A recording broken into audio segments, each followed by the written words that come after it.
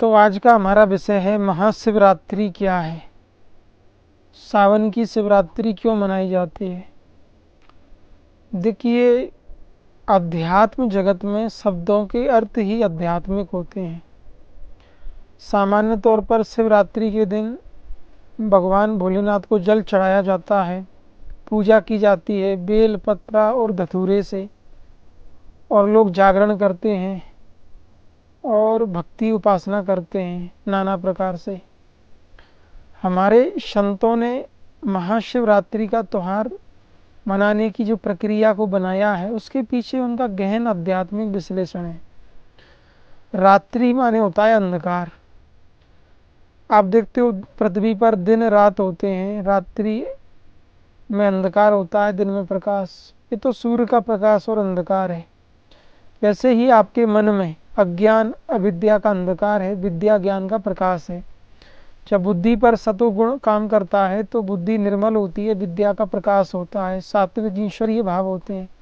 जब बुद्धि पर तमोगुण तामसी वृत्तियां होती हैं तो अंधकार होता है, अज्ञान होता है। तो महाशिवरात्रि का शाब्दिक अर्थ हुआ कि वह रात्रि जहाँ मन से अंधकार और प्रकाश विलीन हो गई, शिव हो गया चित्त, सारे संस्कारों से रहित हो गया, सारी भावनाओं से रहित हो गया, सारे विकारों से रहित हो गया, सारी इच्छाओं से रहित हो गया, चित्त शून्य सम शांत हो गया, चैतन्य हो गया। ऐसा चित्त ही सम है, समाधिस्थ चित्त। समाधि की वो अवस्था जब चित्त में कोई संस्कार नहीं, कोई विकार नहीं, कोई वासना नहीं, तो चित्त शांत है, सम है। ऐसा ही चित्त शिव है। रात्रि का मतलब है कि जो इंद्रियां हैं, जो विषयों की ओर भागती हैं, हमारी जो चेतना है वो क्रोध में चली गई, अहंकार, राग, द्वेष, मोह, अज्ञान, वासना, तो हमारा जो चित्त है वो जड़ चीज़ों की तरफ भाग रहा है। इसका ठहर जाना, रुक जाना ही रात्रि है। तो जब साधक समाधि में लीन होता है तो उसका चित्त ठहर गया, शांत हो गया, स्थिर हो गया। यही महाशिवरात्रि है।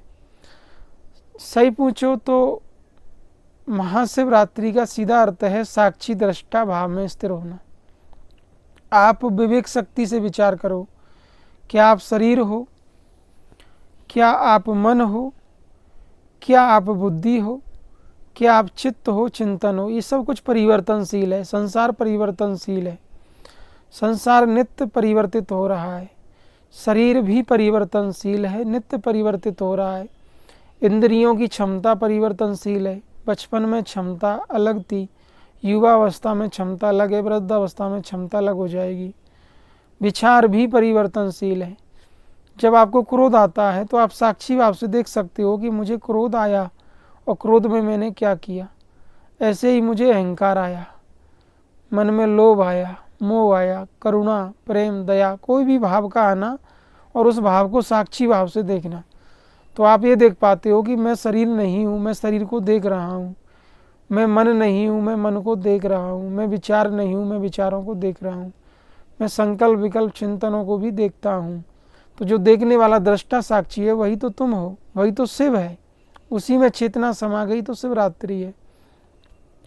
दूसरी चीज़ ये है कि महादेव को हम जल चढ़ाते हैं। जल प्रतीक है शीतलता का। क्रोध आए तो क्रोध को शीतल करने के लिए हमको क्षमा विवेक भाव होना चाहिए। अहंकार को शांत शीतल करने के लिए विनम्रता होनी चाहिए। काम को शीतल या शांत करने के लिए ब्रह्मचर्य या संयम होना चाहिए। तो आसुरी भावों को देवी भावों से शांत रखना ही संयम या जल चढ़ाना है। हम महादेव को बेल पत्र धतूरा चढ़ाते हैं। बेल श्रद्धा समर्पण का प्रतीक है। परमात्मा की उपासना श्रद्धा और समर्पण से करिए। धतूरा ध्यान का प्रतीक है, भगवान का ध्यान करिए। और जल शीतलता भक्ति का प्रतीक है। अपने चित्त में शीतलता लाने के लिए देवी संपत्ति पुण्य का अर्जन करना। शिवरात्रि के दिन हम भोलेनाथ की पूजा करते हैं, उपासना करते हैं। भगवान को हम जल चढ़ाते हैं, बेलपत्र चढ़ाते हैं, कई प्रकार से पूजा करते हैं। वह परमात्मा ही चेतन साक्षी दृष्टा है, उसकी उपासना करना ही शिव की उपासना है। शिव साक्षी चेतन दृष्टा है। तो देखिए महादेव का स्वरूप क्या है। महादेव भस्म धारण करते हैं, उनके गले में तीसरा उनके गले में सर्प है, कानों में कुंडल है, गंगा उनकी जटाओं से बह रही है, वो मृगशाला के आसन पर बैठे हैं, उनके हाथ में कमंडल है, रुद्राक्ष की माला है, ऐसा उनकी इमेज है।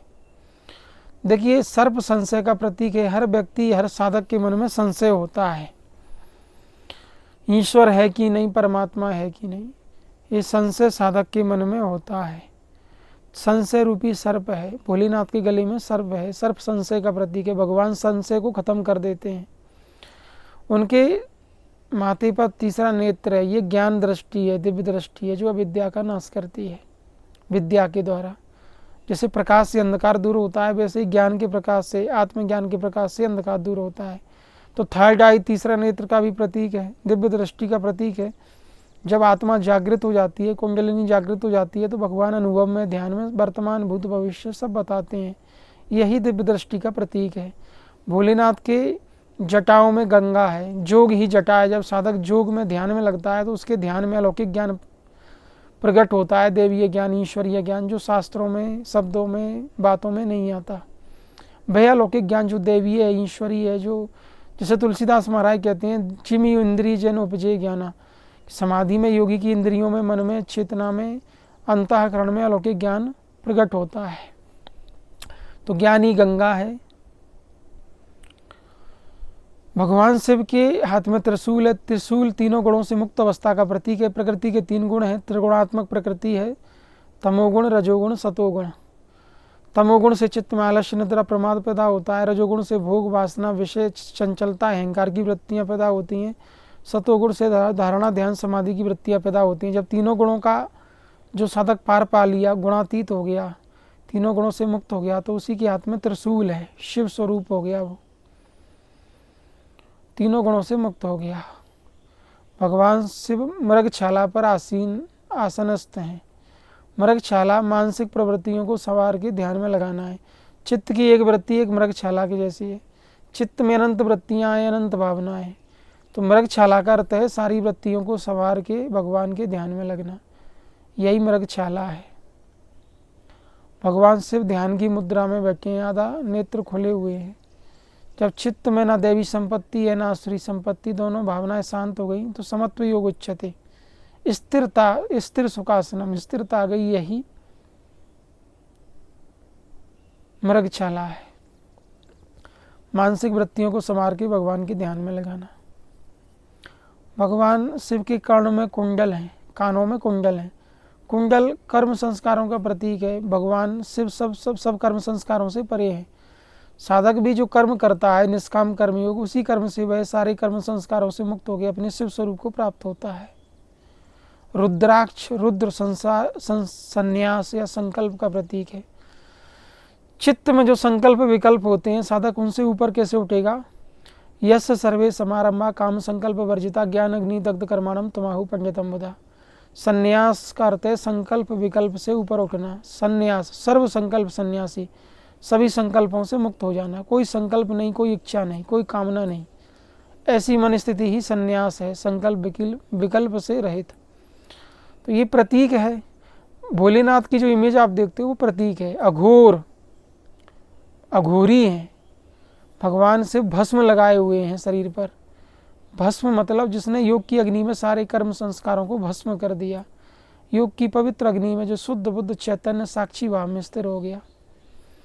अघोर जो सबसे परे हो गया, सुख दुख लाभ हानि पाप पुण्य सर्दी गर्मी सबसे परे हो गया। अघोर, घोर समाधि में लीन हो गया, वही अघोरी है। महादेव को अघोरी कहते हैं। तो महादेव की ये विभूतियाँ हैं, ऐश्वर्य हैं। भगवान शिव के चित्त में सुकृति संभुतन विमल विभूति मंजुल मंगल मोद प्रसूति। महादेव के निर्मल चित्त में अलौकिक विभूतियाँ पाई जाती हैं, जैसे अष्ट सिद्धियाँ, लघिमा, गड़िमा, अड़िमा, महिमा, ईसत्य, वसत्य, प्राकट, प्राकंपन, जिनका हमने अगले वीडियो में विस्तार से वर्णन किया, अष्ट सिद्धि नामक वीडियो में, उसको आप देख सकते हैं। ये सिद्धियाँ महादेव के चित्त में पाई जाती हैं, देवीय विभूतियाँ।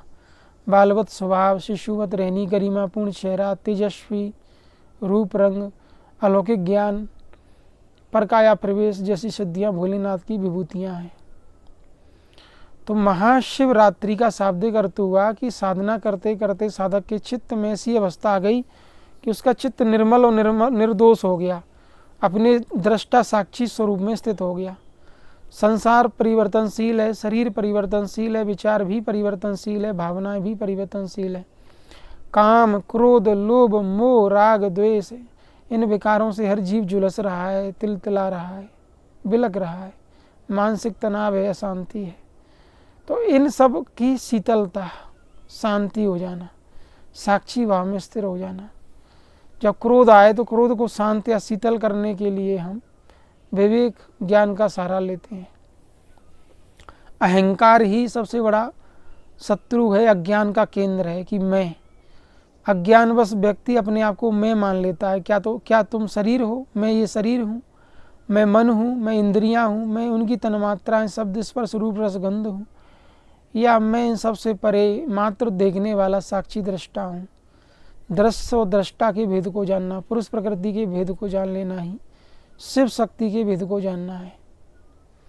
तो महाशिवरात्रि के पर्व को आनंद से मनाइए, भगवान भोलेनाथ की पूजा करिए, जल चढ़ाइए, बेलपत्र धतूरे चढ़ाइए, भिन्न भिन्न प्रकार से भगवान शिव की पूजा करिए। लेकिन इस सब के साथ शांत एकांत में बैठिए। महाशिवरात्रि का त्यौहार कैसे मनाए? एकांत में बैठिए, शांत बैठिए, गहरी सांस लो, उसको अंदर रोको,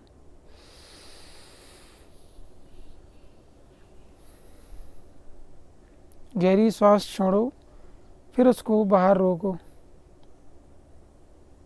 और सांसों में स्थित चित्त को देखो, मन को देखो, विचारों को देखो, और अंत में सबके पीछे साक्षी दृष्टा चेतन को देखो। शिव में बनो, शिव में चित्त को बना दो, शिव में ही चित्त को विलय कर दो। जैसे हम कहते हैं हर हर महादेव। हर हर महादेव का मतलब जानते हो? जो सब कुछ हर ले,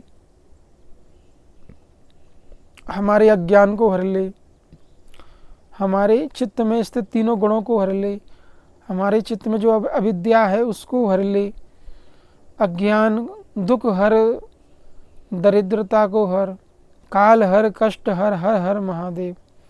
काल माने जो समय है, हमारा जीवन में जो दुख है, कष्ट है, पीड़ा है, उनको हर ले। हमारे मन को ही ले ले, मन ही सारे दुख पीड़ाओं का केंद्र है, अज्ञान का केंद्र है। तो हर हर महादेव जो अज्ञान को हर ले, अविद्या को हर ले, अहंकार को ही हर ले, मन की सारी वृत्तियों को अपने में विलय कर ले। इसका मतलब है हर हर महादेव, जो सुख हरे दुख, सुख दुख, पाप पुण्य, लाभ हानि, जन्म मरण सब कुछ हर ले, वही तो हर हर महादेव है।